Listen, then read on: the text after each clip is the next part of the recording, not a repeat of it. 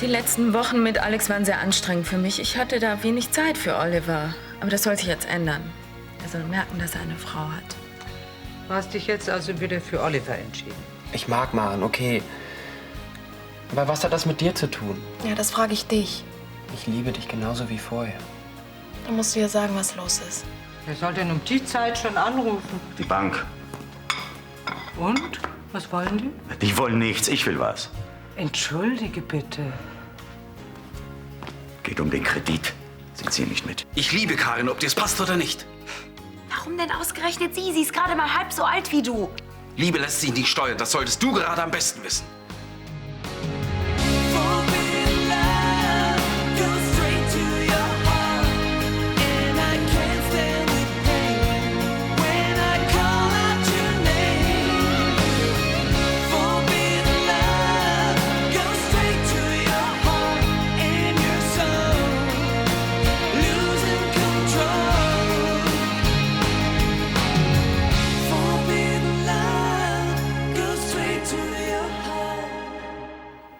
Worauf willst du hinaus? Wie meinst du das? Entschuldige bitte, es tut mir leid, ich habe das nicht so gemeint. Lass uns vernünftig darüber reden. Mit dir kann man zurzeit nicht vernünftig reden. Verdirb uns bitte nicht den schönen Abend. Ja, sehr schöner Abend. Ich muss die ganze Zeit zugucken, wie meine Chefin sich an meinen Vater Wir reinschmeißt. lieben uns. Was ist daran so schlimm? Muss ich das wirklich erklären? Ja, ich bitte darum. Ich habe diesen Job in der Fotoredaktion angenommen, weil ich mein eigenes Leben leben wollte, weil ich weg wollte von zu Hause und was Eigenes machen wollte. Aber das tust du doch. Ja, ich hab's versucht. Aber jetzt ist die Chefin dieser Agentur die Geliebte meines Vaters und alles ist wie vorher. Du spiel dich doch nicht so auf. Ich will sie ja nicht gleich heiraten. Ja, noch nicht. Störe ich vielleicht? Soll ich noch ein Stündchen vor die Tür gehen? Nein, nein, wir haben nur gerade über Sie gesprochen.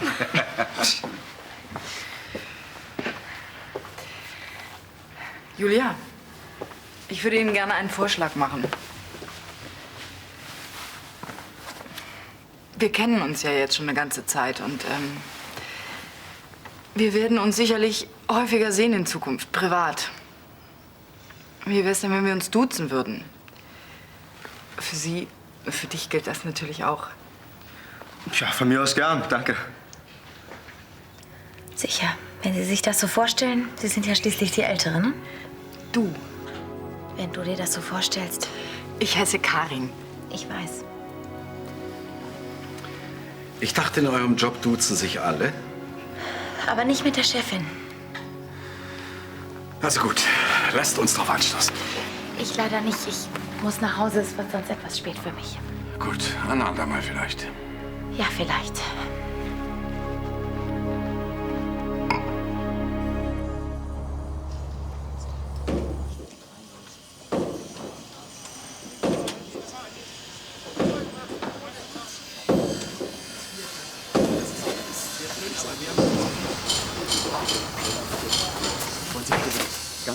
Ganz kurz, wollen wir hier ganz Herr Brandner. Jetzt sehen Sie sich doch um. Herr Brandner, Was verlangen Sie denn noch? für einen Kredit in dieser Höhe, da brauchen wir Sicherheiten. Das Auftragsvolumen dieser Baustelle ist doch wohl Sicherheit genug. Ich sehe das anders. Wenn Ihr Bauherr aus irgendwelchen Gründen zahlungsunfähig wird. Doch nicht die Riemann AG. Es sind schon ganz andere Unternehmen pleite gegangen. Wenn Sie mir das Geld nicht geben, kann ich die neuen Maschinen nicht kaufen. Das wissen Sie genau. Es tut mir leid. Ich muss mich an meine Vorschriften halten. Vorschriften. Ohne die Maschinen kann ich den Termin nicht halten. Mir sind die Hände gebunden, leider. Ohne Sicherheiten. Sie haben mir doch auch sonst immer vertraut. Ja? Warum denn nicht in diesem Fall? Da waren die Auftragsbücher auch noch prall gefüllt. Ja, ist das hier etwa nicht Auftrag genug? Herr Brandner, wir drehen uns im Kreis. Ich würde Ihnen wirklich gerne helfen. Ja, Sie bleiben also dabei? Bedauere, es geht wirklich nicht. Entschuldigen Sie mich jetzt bitte, ich muss noch zu einem anderen Termin. Auf Wiedersehen. Auf Wiedersehen. Aalglatt, der Typ. An wem bleibt nicht mal der Matsch kleben? Gibt's Probleme? Nein, alles in Ordnung, nur das Geld fehlt. Scheint dich aber ganz schön zu beschäftigen. Wenn ich dir irgendwie helfen kann, dann Das können wir ja die Kredite von deinen Modelgagen abstottern. von hier aus. Übermorgen fahrt er an die Nordsee. Für 4 Tage. Und die bezahlen verdammt gut. Lass dich in Baumaschinen auszahlen, Jan, das hilft uns. Meine Agentin sagt, dass ich demnächst schon 2.000 bis 3.000 Mark am Tag verdiene. Das ist nett von dir. Ach Mensch, Papa. Die besten männlichen Models verdienen 20.000 Mark am Die Tag. Besten. Vielleicht. Man muss einfach nur ein bisschen Geduld haben. Schon gut, Jan. Aber bisher habe ich meine Probleme immer selbst gelöst.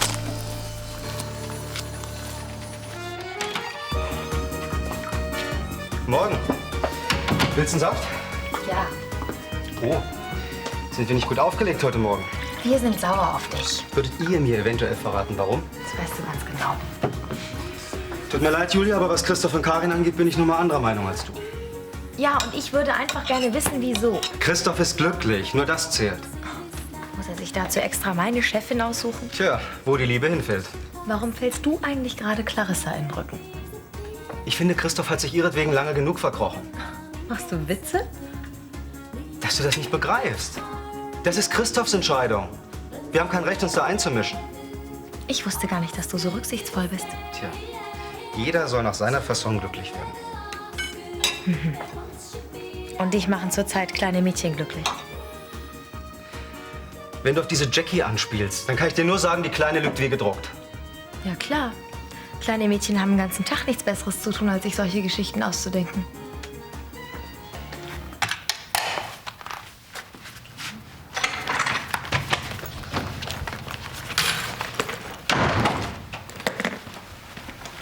Du bist schon zurück? Wie du siehst. Du kannst ruhig gehen. Willst du was loswerden?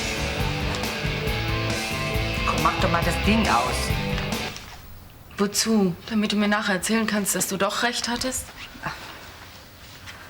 Ist doch völlig unwichtig. Ich möchte, dass es dir gut geht. Mir geht's wunderbar. Ach komm.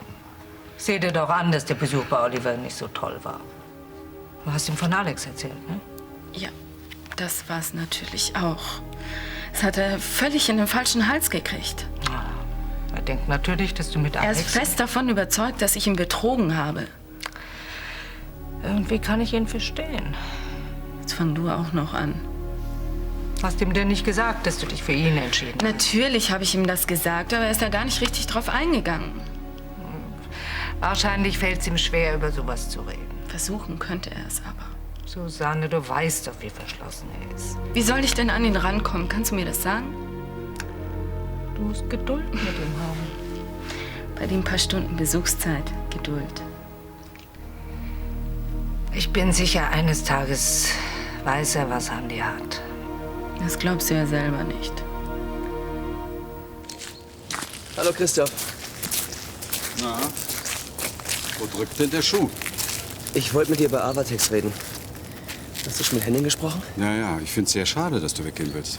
Ja, ich wollte dich nicht enttäuschen, aber irgendwie lief es eben nicht so. Ich hatte ja gehofft, dass du ein paar Jahre bei uns im Konzern bleibst. Ich wäre gern länger geblieben, aber Dein Problem ist Henning, hm? ja, Henning und ich in einer Firma. Das kann nicht gut gehen. Wirst du denn wenigstens hier wohnen bleiben? Ja klar, das eine hat nichts mit dem anderen zu tun. Außerdem ist es momentan sowieso schwierig, nach Haus zu gehen. Warum das? Naja, Arno ist mit meinem Modeljob nicht einverstanden. Er find's hirnrissig und idiotisch und unmännlich. Auf die Diskussion am Frühstückstisch kann ich gern verzichten. Ja. Warte mal, bis sich der Erfolg einstellt. Dann wird sich seine Meinung ändern. Tja, und bis es soweit ist, bleibe ich hier, okay? Wie geht's deinem Vater eigentlich? Als ich neulich bei ihm war, da war Alex im Mittelpunkt und wir hatten kaum Zeit, miteinander zu reden. Er hat geschäftlich Probleme.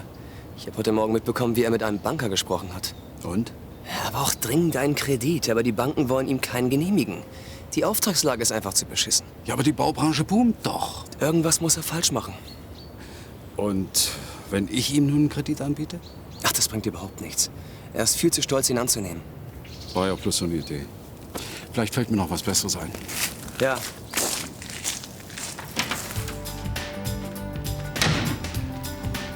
Du wirst langsam vergesslich, Schwesterherz.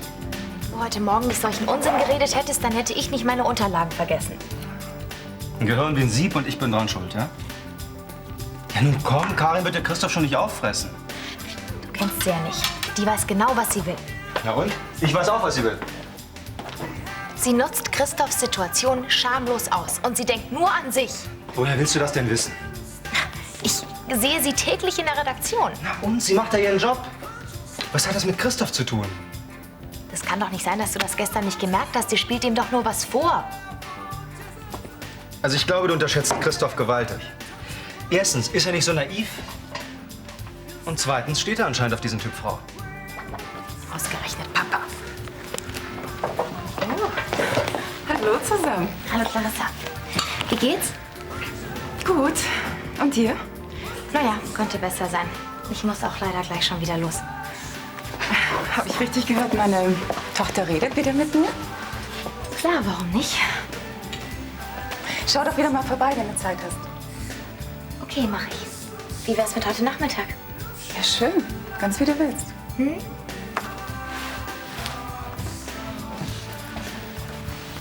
Na, wie war's bei Oliver? Es ging so. Oh, wie interessant. Na, es lief nicht ganz so, wie Susanne sich das erhofft hatte. Tja, das kann ich mir vorstellen. Wenn du so viel Pech gehabt hättest wie er denn. Pech nennst du das? Soweit ich mich recht erinnere, wurde er wegen Totschlags verurteilt. Fritz Konrad hat ihn schamlos ausgenutzt. Ja, und deshalb musste er gleich auf ihn einschlagen. Er kann nicht alles auf andere schieben. Das tut er doch gar nicht. Ich werde jedenfalls dafür sorgen, dass er wieder festen Boden unter die Füße bekommt. Und was ist mit dir? Wer sorgt dafür, dass du wieder Boden unter die Füße bekommst? Susanne, so kann's doch nicht weitergehen. Du kannst dich doch nicht dein ganzes Leben lang ausnutzen lassen. Du hast überhaupt keine Lebensfreude mehr. Wann siehst du das denn endlich ein?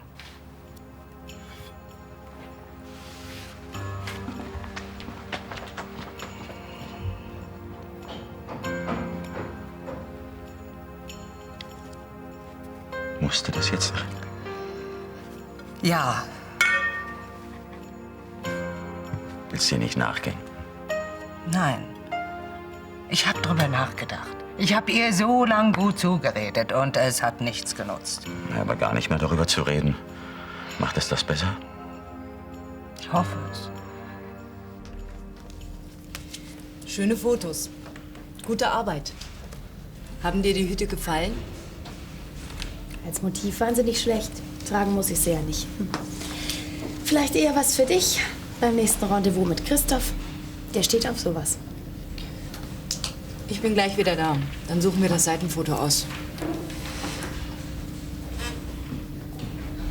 Warum bist du denn so unfreundlich zu mir? Weil sie mir auf den Zeiger geht. Warum? Sie fand deine Fotos doch prima. Ja, mein Vater findet sie auch prima.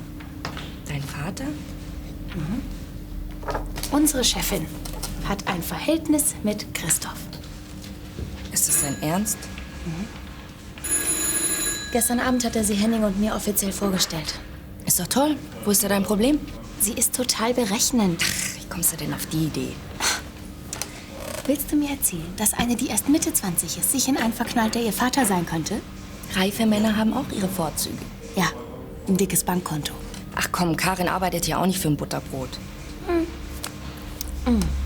Christoph, wie schön. Leider bist du ein bisschen zu früh. Jede Minute mit dir ist kostbar. Pass auf, sonst gewöhne ich mich an deine Komplimente. Wäre das so schlimm? Dann kann ich nicht mehr ohne sie leben. Gott, ist das eine Sülz-Tante. Ich komme gleich wieder. Na, ihr beiden? Guten Tag, Herr von Anstetten. Guten Tag. Hättest du nicht draußen auf sie warten können? So, können wir? Das ging ja schnell. Na klar, jede Minute ist kostbar. Komm. Das hast du ja toll hingekriegt, Julia. Musst du jetzt Mami zu ihr sagen? Ach komm, lass die Idioten noch reden. Mach deine Arbeit und hör nicht hin, okay?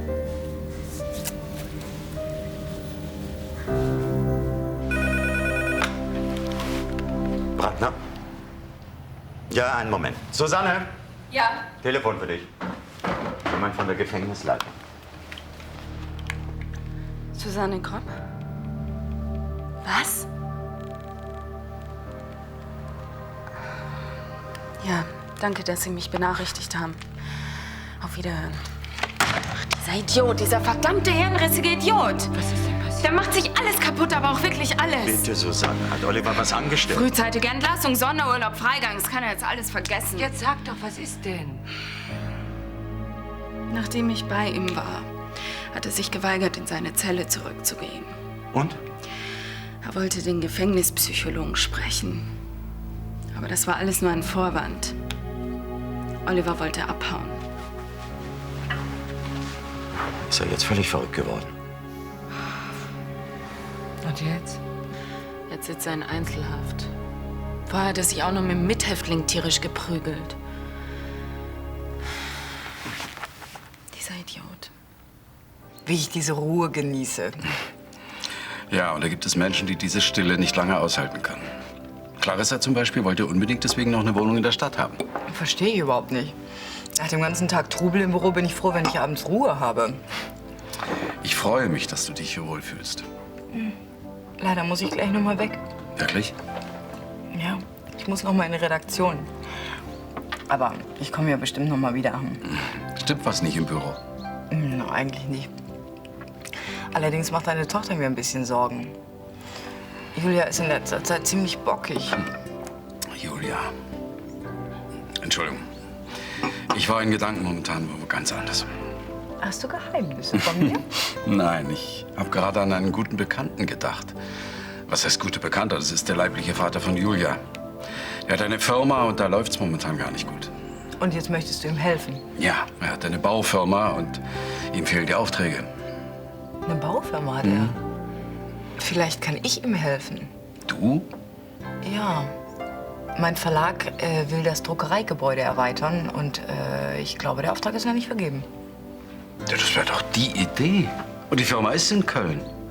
Ja, ich suche dir nachher die Nummer raus und dann kannst du diesen Mann anrufen. Mir wäre es lieb, wenn du das übernehmen könntest. Weil ich möchte nicht, dass Julias Vater erfährt, dass ich ihm helfen will. Na gut. Ich guck, was ich für ihn tun kann.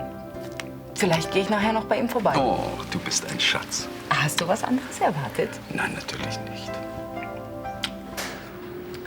Ah, Fräulein von Anstetten persönlich. Ja, ich halte meine Versprechen. Hallo, Clarissa. Hallo. Henning, wolltest du nicht noch mal in die Agentur fahren? Ja, richtig. Ich wollte gerade in die Agentur fahren. Bin schon weg. Und einen wunderschönen Nachmittag, ihr zwei. Wie war denn euer Abendessen gestern? Du hattest recht. Womit? Mit Christoph und Karin. Ich hätte ihm das niemals zugetraut. Mittlerweile traue ich Christoph alles zu. Hast du mit ihm darüber geredet? Ich hab's probiert, aber er will mich gar nicht verstehen. Er begreift es auch einfach nicht. Was begreift er nicht? Wie weh mir das tut, ausgerechnet mit meiner Chefin. Bei jeder anderen Frau hätte es dir genauso wehgetan. Nein, eben nicht. Ich habe den Job in der Fotoredaktion angenommen, weil ich mein eigenes Leben leben will und weil ich von zu Hause weg wollte. Jetzt ist alles wieder beim Alten. Ja, genau. Wahrscheinlich fragt er sie abends auch noch, wie ich mit der Arbeit klarkomme. Ich halte das nicht aus. Wenn du Hilfe brauchst, kannst du jederzeit zu mir kommen. Schon gut, aber ich schaff das schon. Ja, ich meine es nur gut. Und ich möchte dir keine falschen Hoffnungen machen.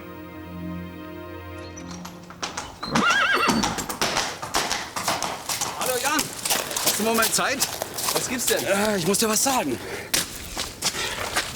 Ich glaube, dein Vater braucht sich überhaupt keine Sorgen mehr zu machen. Na, das geht aber schnell. Ja, ich habe mit Karin Michels gesprochen. Das ist die Frau... Habe ich mir fast gedacht, ja. Sie ist ja ziemlich häufig hier in letzter Zeit. Naja, jedenfalls hat sie eine tolle Idee. Lass mich raten. Sie will Arno einen Job als Fotoreporter geben. Da hätte Julia was dagegen. Nee, aber der Verlag, in dem sie arbeitet, der plant die Erweiterung der Druckerei. Und dafür brauchen sie eine Baufirma. Ja, ist doch prima. Hast du es Arno schon gesagt? Nee, das macht Karin Michels. Ich möchte nicht, dass er merkt, dass ich dahinter stecke. Ja, ich glaube, er wird es komisch finden, wenn Karin Michels plötzlich in seinem Büro auftaucht. Oh, da macht dir mal keine Sorgen. Der wird schon was einfallen. Komm. Was erwartest du von Christoph? Sie himmelt ihn an und er schmilzt dahin. Du hättest mal sehen sollen, wie sie um ihn rumgetanzt ist. Christoph hier, Christoph dort. Genauso wie es immer von mir gewohnt war. Macht dir das denn gar nichts aus, dass Christoph eine neue hat?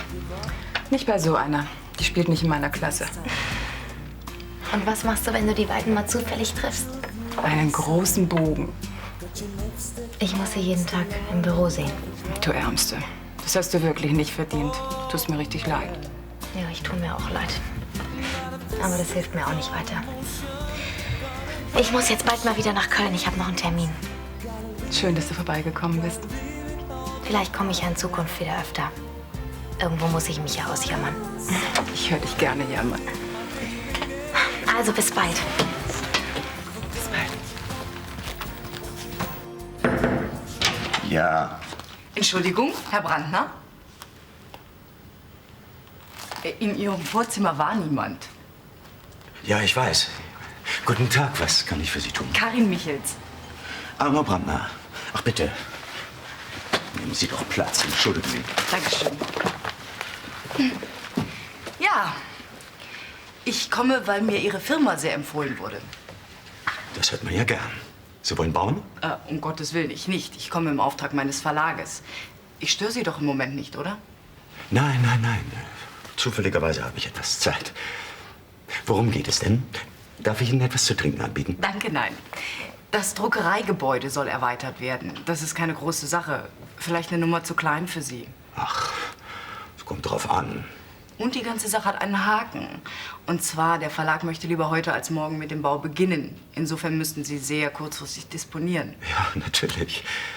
Aber Sie werden verstehen, dass ich im Moment nicht zusagen kann. Selbstverständlich. Ich lasse Ihnen einfach meine Karte hier und schicke Ihnen die Papiere zu. Und wenn Sie sich entschieden haben, dann rufen Sie mich an. Hm? Schön, so machen wir es. Ach, durch wen sind Sie auf mich gekommen? Durch eine Mitarbeiterin. Die hat Sie sehr empfohlen. Ah, ja. Sie rufen mich an? Wenn Sie mir einen Tag Zeit lassen. Selbstverständlich. Auf Wiedersehen. Auf Wiedersehen, Frau Michels. Bitte schön.